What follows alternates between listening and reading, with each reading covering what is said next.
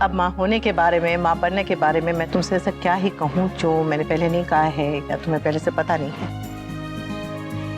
कई बार तो मैंने इस पर 5-5 पन्नों का भाषण भी दिया है ना बा?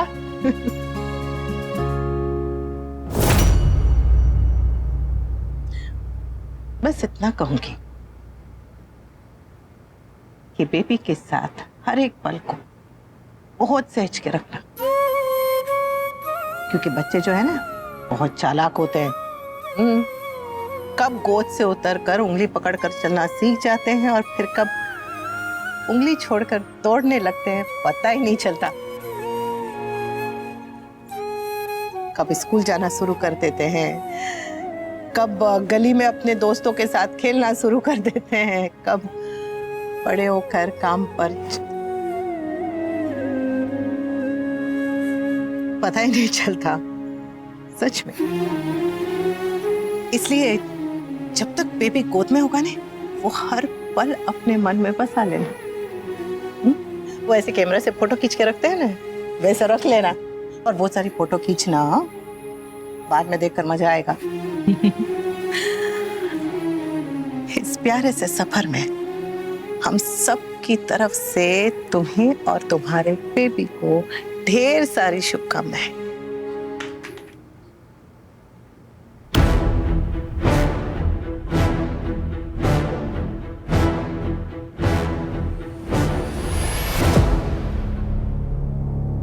अम्मा आपने दरवाजा लॉक क्यों कर लिया है? अम्मा खोलिए ना, अब ठीक तो है? अम्मा आप कहीं आपका बीपी तो नहीं बढ़ गया है? अम्मा बताइए ना, तो उस मैसेज में ऐसा क्या लिखा था कि आप इतने टेंशन में आ गए हो? बताओ तो सही अम्मा। आपने पूछा था ना क्या हो रहा है? यहाँ काव्या का बेबी शार हो रहा है, बेबी शार हो रहा है, बेबी शार हो रहा है।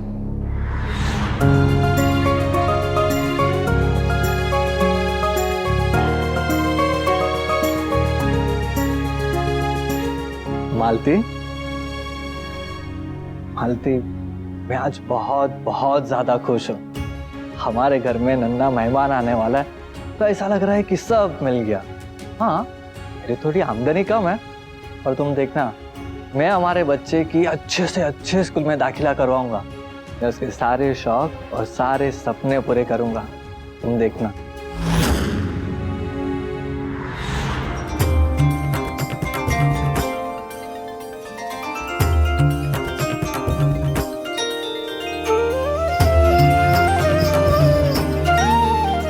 आज भी वो दिन याद आता है तो आंखें भर आती है।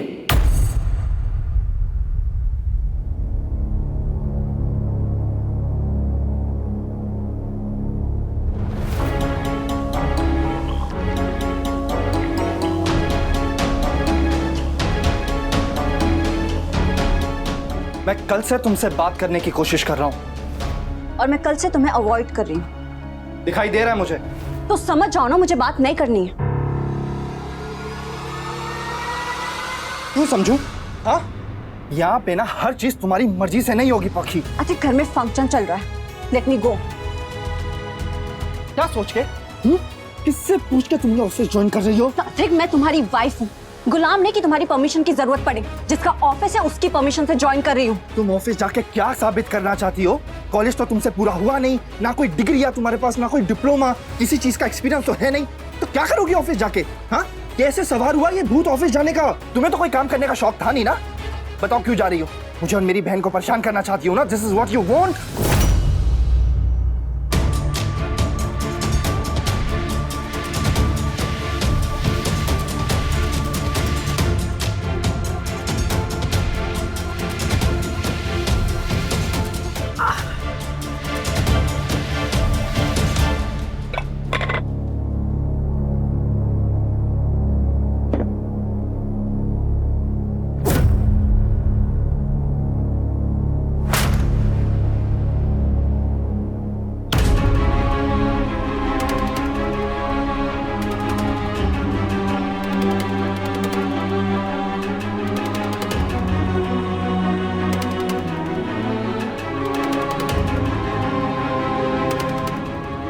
मालती, आज रात तक बता देना तुम हमारे साथ चलोगी या नहीं।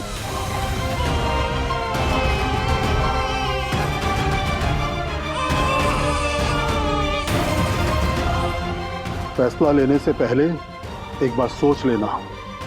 ऐसे मौके बार बार नहीं मिलते। एक कलाकार बनने के लिए तुमने कितनी तपस्या की है।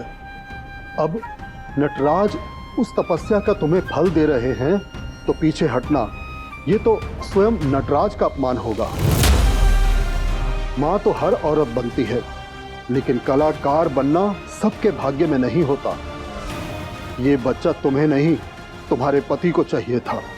क्या तुम इसके साथ बंध के खुश रह पाओगी? क्या तुम अपनी संतान और सपनों में से संतान को चुनोगी? सोच लो, तुम्हारे लिए ममता बड़ी है या तुम्हारे सपने?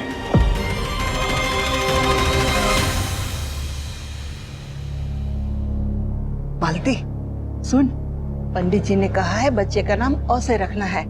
क्या रखेंगे बता? जो रखना है रखो।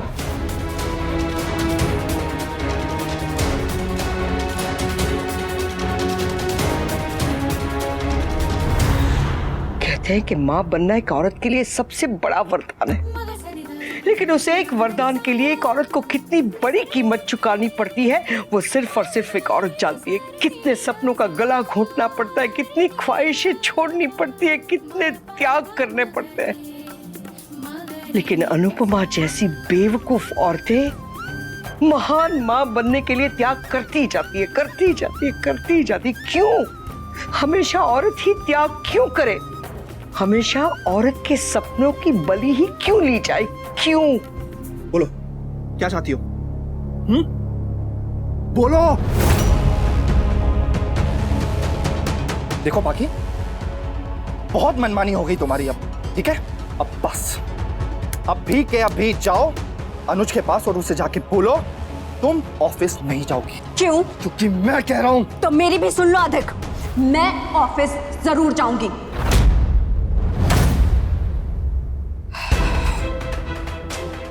तो एक घुटनों का दर्द और ऊपर से फंक्शन की भागदौड़, ठीक से चला भी नहीं जा रहा है।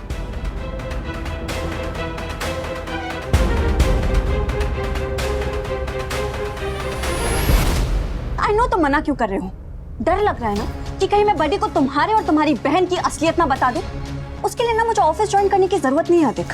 वो मैं बडी को वैसे भी बता दूंगी कि तुम और तुम्हारी बहन वो दीमक है जो हमारे घर और परिवार को खा रही है। बी रेडी अधिक, मैं बडी को बता दूंगी कि तुम और तुम्हारी बहन ऑफिस में क्या क्या करो।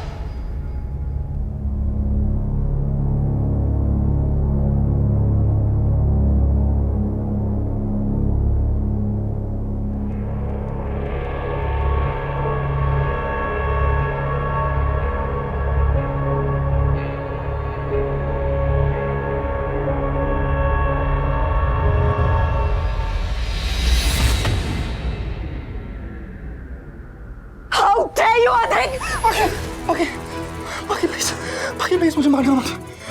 बाकी आई एम रियली सॉरी। मुझे पता तुम बहुत गुस्से में हो, लेकिन मैं प्लीज तुम्हारा हस्बैंड हूं, तुम क्या कर रही हो?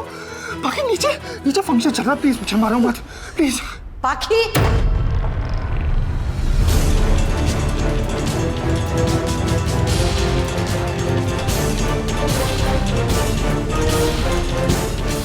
थैंक गॉड बा ने मुझे बाकी पे हाथ उठाते नहीं देखा और मैंने सही टाइम पे इन्हें आते हुए देख लिया। लाज शर्म अकल सब खो के आई है क्या? अपने पति पे हाथ उठा रही थी, अपने पति पे। आप गलत समझ रही है। पहले अधिक ने मुझे थप्पड़ मारा। चुप कर, ये तो कान के नीचे सितार बजाऊंगी। अब जब पकड़ी गई तो झूठ बोलकर बेचारे को बदनाम कर रही है। मैंने अपनी आंखों से देखा है, तू इस पर हाथ उठा रही थी और ये बेचारा। बेचारा? कितने बड़े कमीने हो तुम। डिम्पी कमीनेपन में बीए, बरखा आंटी एमए और तुम पीएचडी होल्डर हो। आके अपने पति से तमीज से बात कर। हमने तो तुझे ये संस्कार नहीं दिए थे, न कि तूने ये इंटरनेट से डाउनलोड किए हैं। बात समझ नहीं रही है। हाँ सही कहा तूने, तू तो हमारी समझ के बाहर ही है। अरे इतना अच्छा पति मिला है, इतना बढ़िया घर मिला है, पर तुझे खुशी नहीं है। तुझे क्या, तुझे तो बस सिर्फ वो कलेश से प्यार है। जहाँ जाती है वहाँ कलेश करती है। पहले मायके में कलेश किया, फिर शादी के लिए कलेश किया, और अब जिससे भाग के शादी की उसके साथ भी कलेश कर रही है। अरे अपनी माँ को चैन से जीने क्यों नहीं देती है? एक तरफ उसकी वो गुरु माँ जिसने उसका जीना हराम कर दिया, और यहाँ तू और तेरा वो विंटर दोनों दुख देने पे तुले हुए हो। आप प्लीज शांत हो जाइए। आप इधर आइए बा, प्लीज बैठिए बैठिए। हाँ प्लीज शांत हो जाइए, आपका बीपी बढ़ जाएगा। इसमें बाकी की कोई गलती नहीं है, वो भी गुस्से में है ना, तो उसको खुद नहीं पता चलता कि वो क्या कर रही है गुस्से में। मुझे तो आदत है ना उस चीज की, मुझे पता है उसका नेचर कैसा है। एक बार उसका गुस्सा ठीक हो जाएगा ना, तो देखना वो एकदम नॉर्मल हो जाएगी। डोंट वरी बा, हो जाएगी normal, I promise. Aditya Kumar, तुम कितने समझदार हो। हाँ? इसकी तरफ से ना मैं हाथ जोड़कर माफी मांगती हूँ। नहीं बा, नहीं नहीं नहीं, बिल्कुल नहीं। आप बिल्कुल माफी मत मांगिए। बड़े लोग बच्चों से माफी मांगते कोई अच्छे लगते? बिल्कुल अच्छे नहीं लगते, उल्टा मुझे माफी मांगनी चाहिए। मैं पाकी की तरफ से भी माफी मांगता हूँ आपसे। आई एम रियली सॉरी बा, आई एम रियली सॉरी। पाकी की तरफ से, मेरी तरफ से, सबकी तरफ से।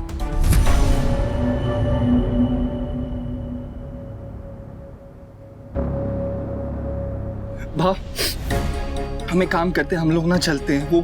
वो नीचे वेट कर रहे होंगे ना सब लोग हमारा। चलिए बा, वो पता नहीं क्या सोच रहे होंगे। आइए।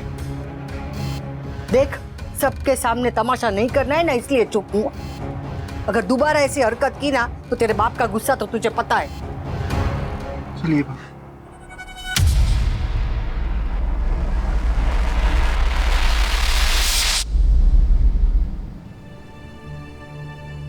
मैं कोई कोने में बैठकर रोने धोने वाली बेचारी अबला नारी नहीं हूँ। अनुपमा की बेटी हूँ। अपनी माँ की हिम्मत का एक हिस्सा तो मुझे भी मिला है। अपनी माँ की कसम खा के कहती हूँ, ना डरूंगी, ना झुकूंगी, ना हारूंगी। आज मम्मी के लिए बहुत बड़ा दिन है, इसलिए कुछ नहीं कहूंगी, लेकिन हिसाब तो होकर रहेगा दिखने का। बा, जो हो गया सो हो गया। आप प्लीज अपना मूड ठीक कीजिए। बा, नहीं तो सबको पता लग जाएगा। प्लीज। क्या पता लग जाएगा?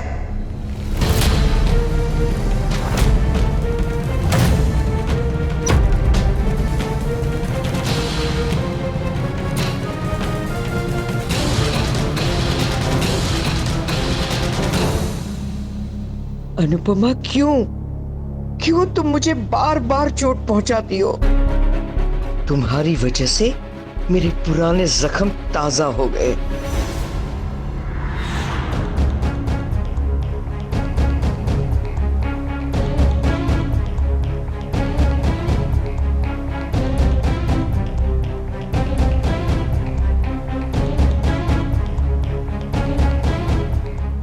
वही तुम हो, वही मैं हूँ।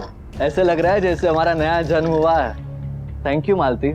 मैंने कभी भी तुम्हें कुछ भी नहीं दिया, लेकिन तुमने मुझे मेरी जिंदगी का सबसे अनमोल तोहफा दिया है। और भगवान ने भी तो तुम्हें इस सृष्टि का सबसे अनमोल वरदान दिया है, ये बच्चा। एक औरत के लिए माँ बनने से बड़ा वरदान और क्या हो सकता है ना? नहीं चाहिए था ये वरदान, नहीं बनना था मुझे माँ। मेरा वजूद ये घुंघरू थे। मेरा सपना आंगन नहीं, स्टेज था। बहुत बड़ा कलाकार बनना था, लेकिन आपने मेरे पैरों में बेड़ियां बांध दी। आपको बच्चा चाहिए था, आपको मिल गया, लेकिन मेरा क्या? मेरे सपनों का क्या? मैं अभी किससे बात कर रही हूँ?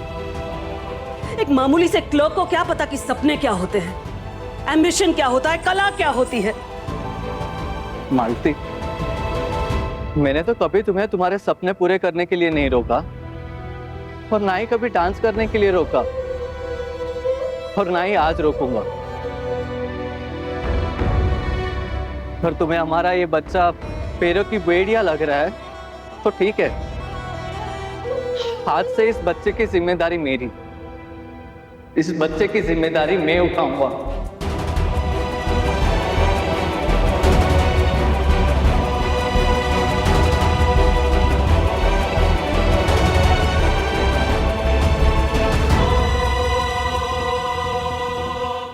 आज से तुम बेड़ियां नहीं, ये घुंघरू पहनो।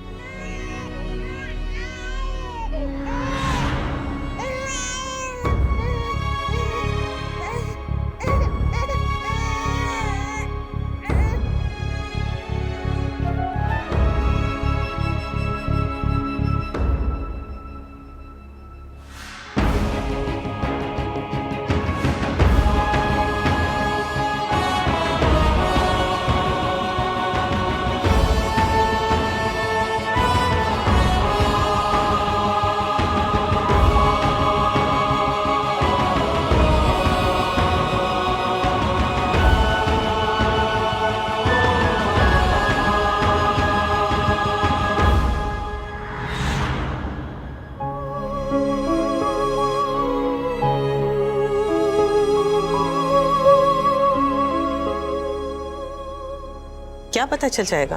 हाँ,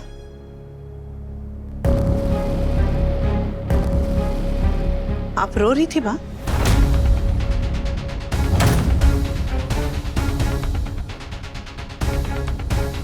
क्या हुआ? हाँ, बोलिए ना बात, सब ठीक है? कुछ हुआ है क्या? हाँ,